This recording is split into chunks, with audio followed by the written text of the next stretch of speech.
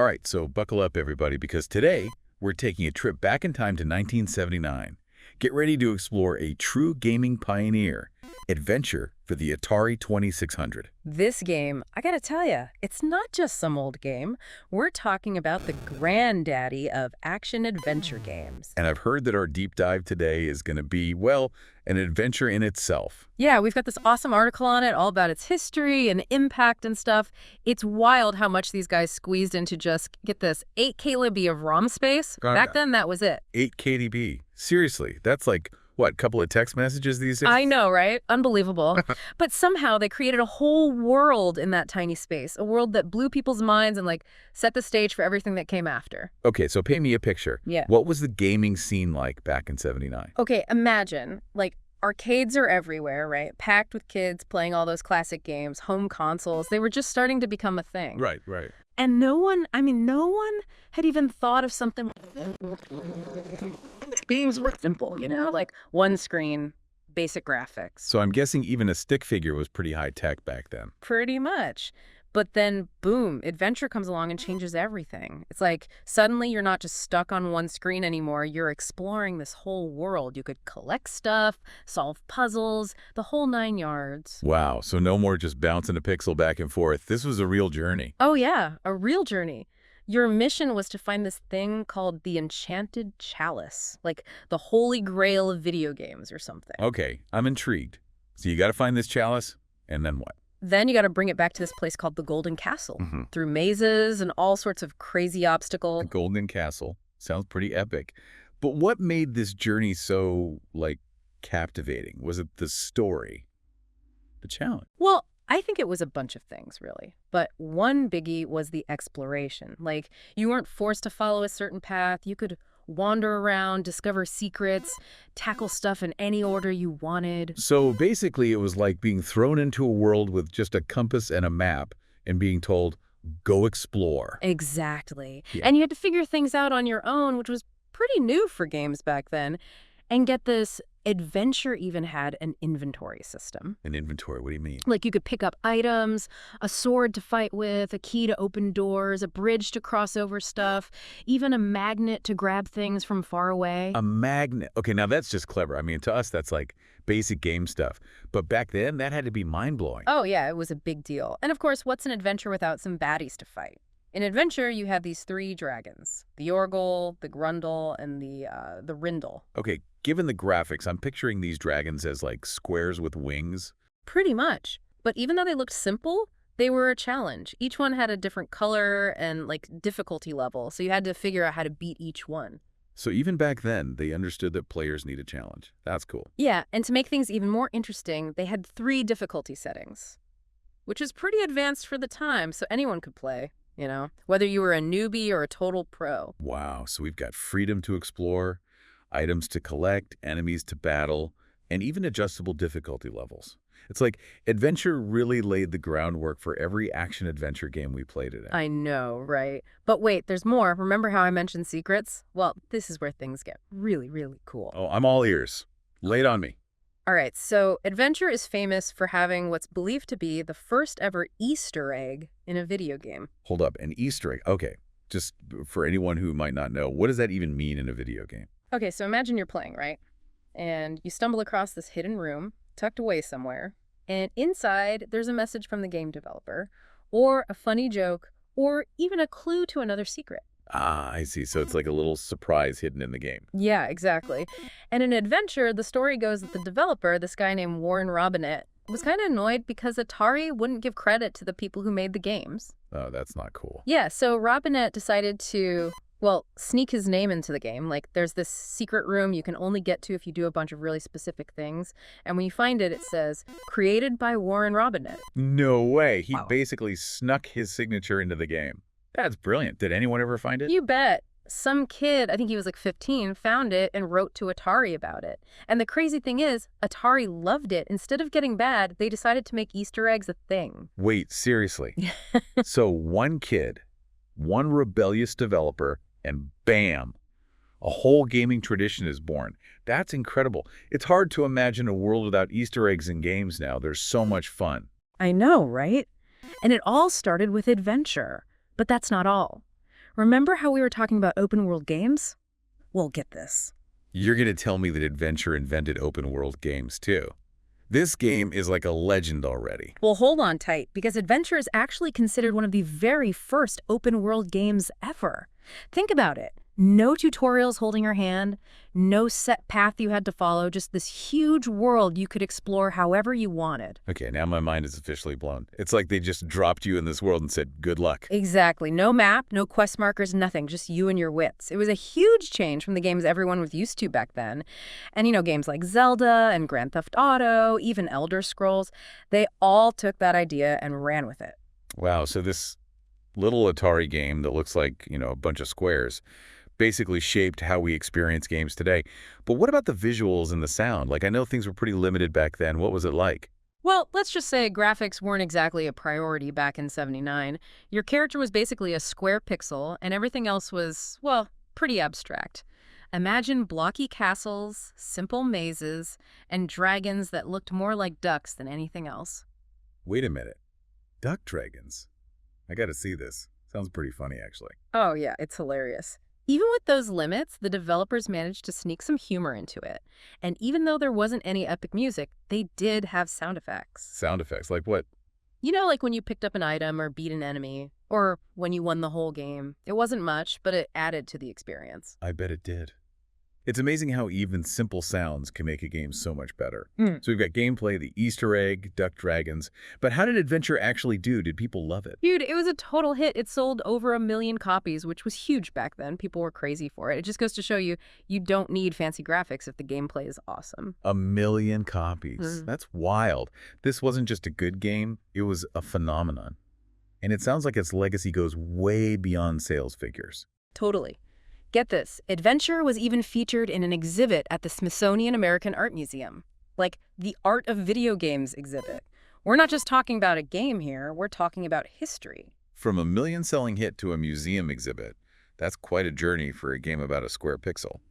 But wait, didn't this game make it to the big screen too? Oh, yeah. You remember Ready Player One, right? The book and the movie. Well, Adventure is in it. It has this whole pivotal role in the story. Okay, so we've got a game that revolutionized open-world gameplay. Introduced Easter eggs, sold like crazy, got featured in a museum, and even starred in a Hollywood movie. This is more than just a simple video game, isn't it? It's like a cultural icon, man. It changed the way we think about video games. And to think, it all started with this little square dude running around a world of blocky castles and, of course, duck dragons. It's crazy how much impact this game had. It's easy to forget how groundbreaking it was, Like today, we take open worlds and amazing graphics for granted, but this little game, with its simple graphics and clever ideas, it started it all. It's true. And you know what I think is even more amazing? The limitations Adventure had might have actually made it even more creative. Like, can you imagine what those developers could have done if they had today's technology? That's a wild thought. But for now, let's dig a little deeper into Adventure's impact. What exactly made it so revolutionary? Well, it just changed everything. It threw out the rule book and said, hey, you can explore a whole world now.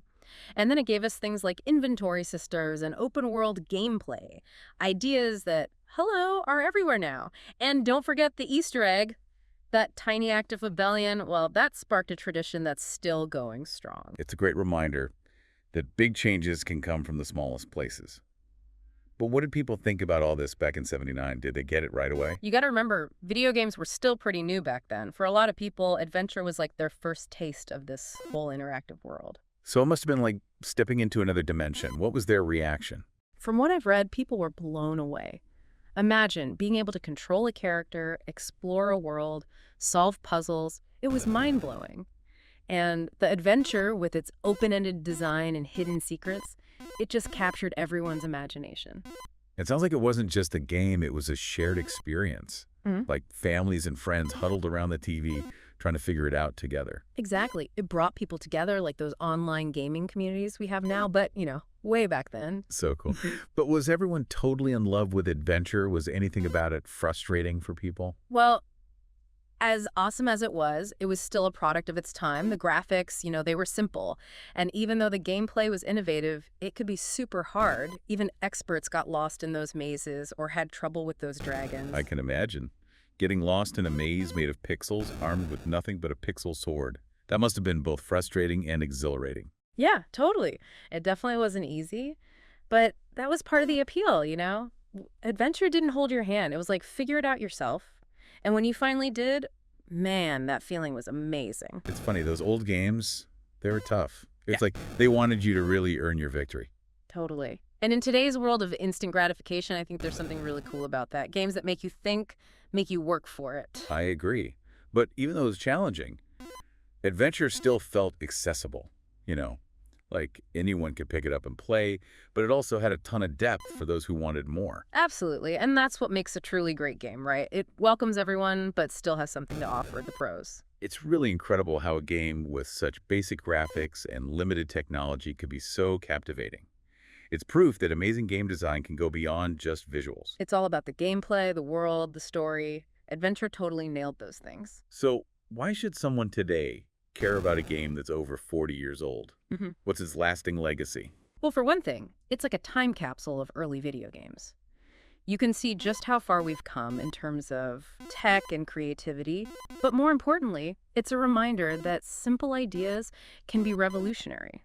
Adventure showed everyone that games could be more than just silly distractions. They could be these amazing adventures that take you to other worlds. It's like a reminder that we have this innate desire to explore, to solve puzzles, to overcome challenges. And this game, it tapped into that perfectly. But I'm curious, apart from its historical significance and influence on game design, what does adventure teach us about creativity and innovation, like bigger picture stuff? That's a great question. I think it shows us that limitations can actually be awesome for creativity. You don't always need the latest gadgets and tons of money to make something truly special. Sometimes all you need is a great idea, a willingness to try new things, and that passion to bring something new into the world. And that's a message that goes way beyond video games, right? It's about imagination, taking risks, daring to dream big. Totally. And that story, it inspires people in all sorts of fields, not just games. You know, this whole deep dive has made me want to dust off my old Atari and play adventure again, like right now. Dude, you should. It's like a time machine back to the golden age of gaming. And who knows, maybe you'll even find Warren Robinette's hidden message. That'd be epic. That would be so cool. You know, after all this, I have a feeling that adventure still has some secrets waiting to be discovered. Well, that's an intriguing thought, isn't it? What else is hiding in this seemingly simple game? Ooh, good point. And speaking of mysteries and discoveries, let's explore adventure's legacy even more and see how it influenced some of the most famous games we know and love today.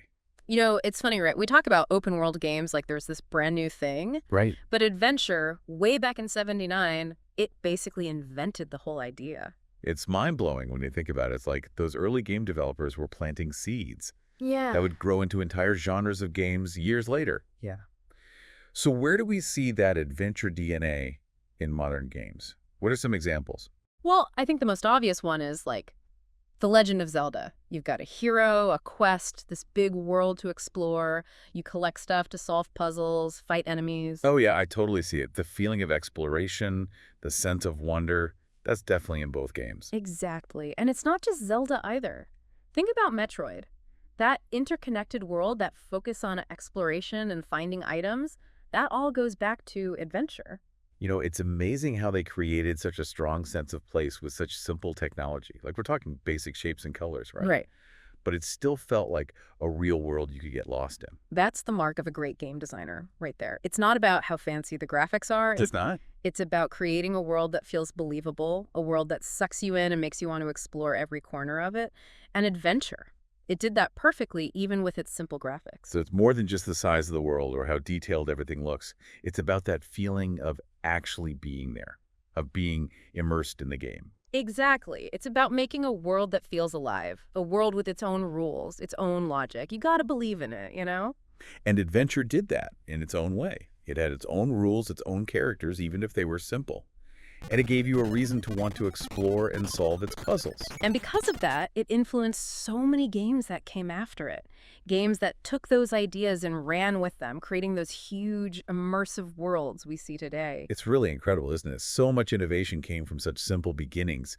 Makes you wonder what other early games had that kind of impact. Oh man, there are so many. Like Pac-Man, That revolutionized arcade gaming, right. And then you've got Donkey Kong that gave us Mario, and that whole platforming genre. And how could we forget Space Invaders? That was a global phenomena. It basically launched the golden age of arcades. It's amazing to think that these games that seem so simple now were once, like, cutting edge. Totally. And it goes to show you, sometimes the most groundbreaking ideas are the ones that seem obvious after the fact. It takes a special kind of vision to see the potential in something everyone else is overlooking. You're absolutely right.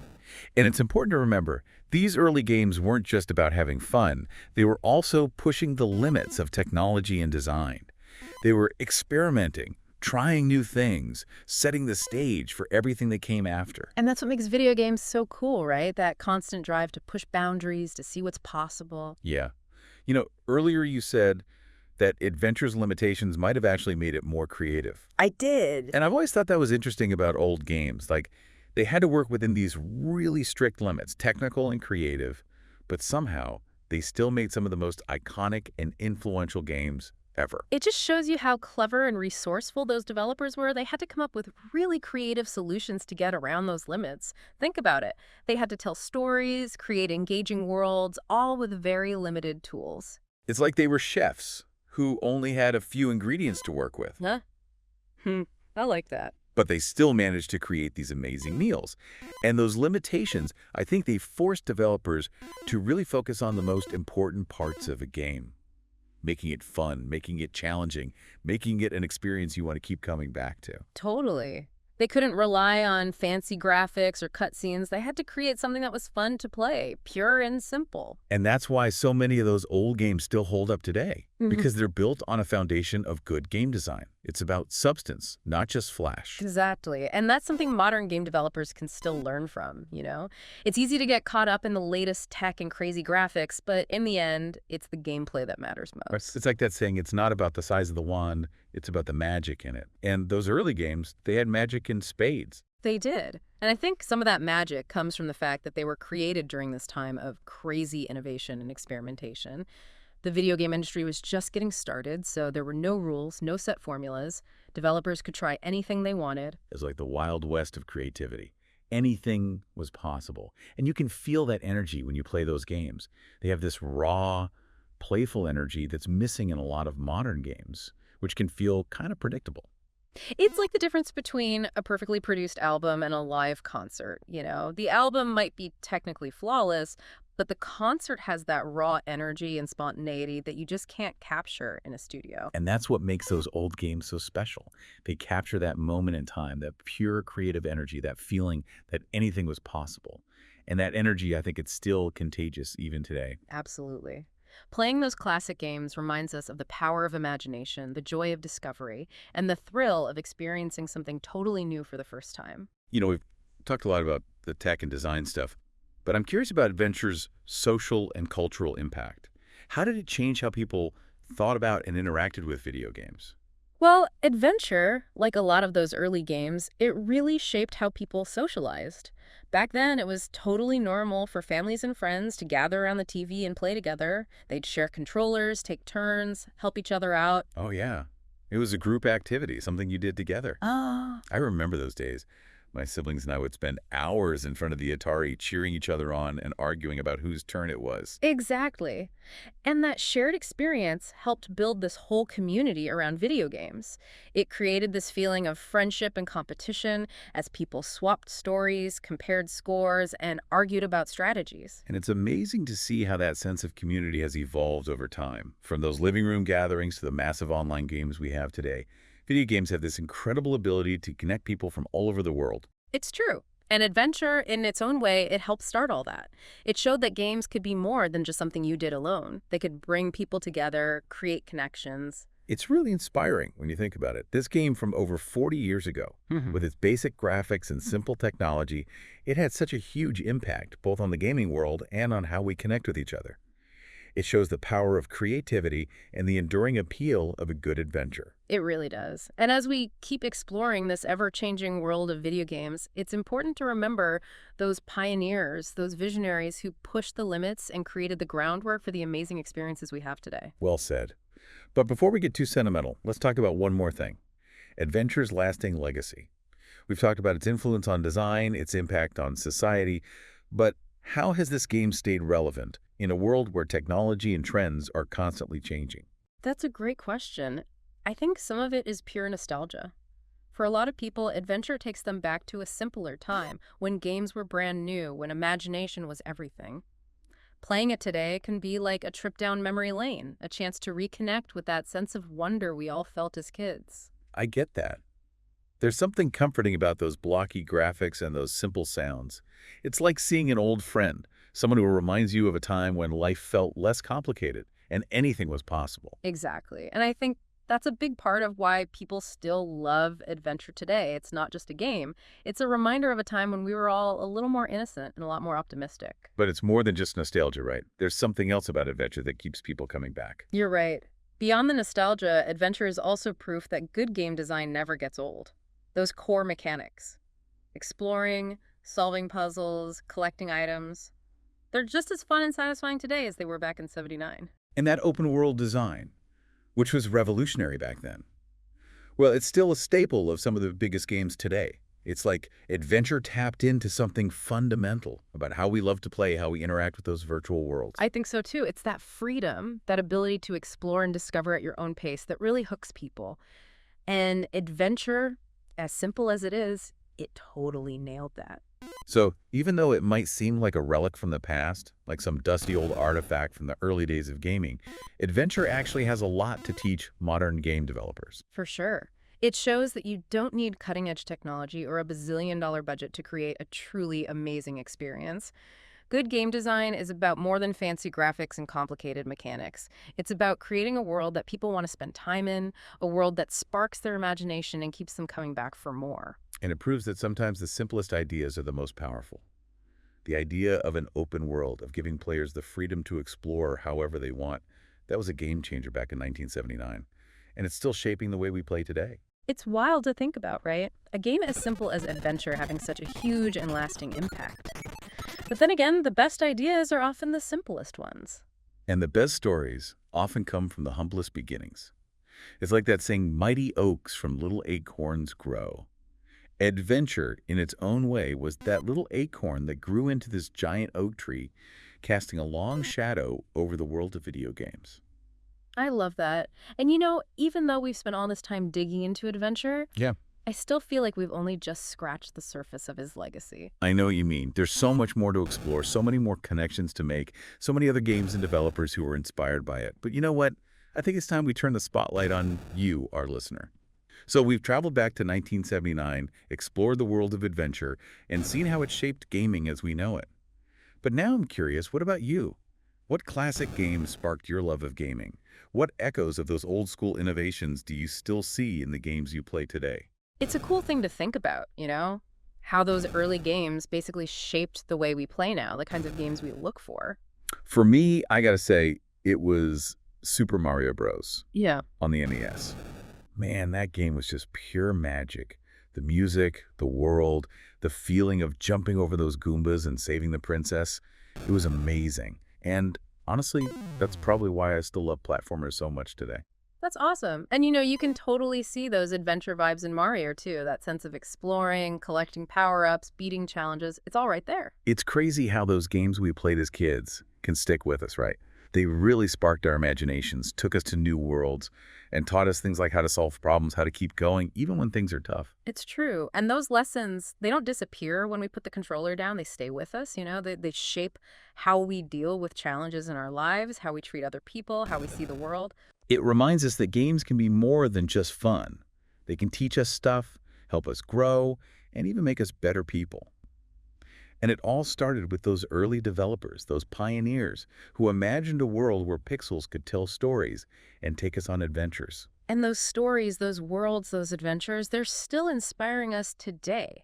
Even as tech gets better and games change, we can't forget those early games, those foundations that everything else was built on. I couldn't agree more. And honestly, it makes me so excited to see what's next for gaming. What new worlds will we get to explore? What stories will we discover? What crazy new ideas will push the boundaries of games even further? Man, it's a great time to be a gamer, that's for sure.